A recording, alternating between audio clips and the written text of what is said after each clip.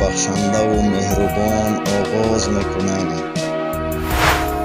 مالی که ز تو کس نستاند علم است، هرچی که تو را به حق رساند علم است. جز علم طلب مکن تو اندر عالم، چیزی که تو را ز غم رهاند علم است.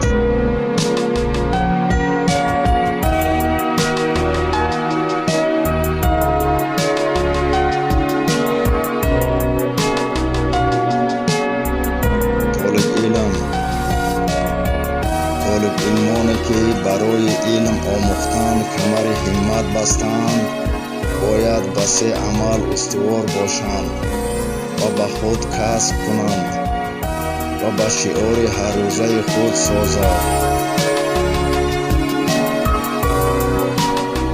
یکم، احترام استاد تا به همان درجه باید بلند باشد که از گرمی احترام شاگردان دل استاد آب شود و تمام هستی علم خود را پیشه آنها نماید. دوم، احترام والدین واسطه است برای علم آموختن طالب علم. محبت والدین نسبت فرزند طالب علم نیروی معنوی میبخشد. سوم، احترام علم.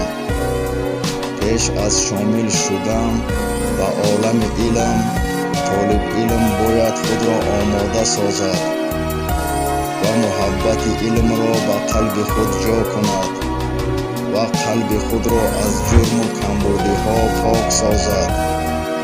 زیرا خداوند به قلب های چرکین نظر نمی کند. کمال‌الدین بینایی چنین می فرمایند: رفعت آدمی به علم بود، هر کی را علم بیش رفعت بیش. قیمت هر کسی به دانش اوست، ساز بلند به علم قیمت خویش. السلام علیکم و رحمت الله و برکاته.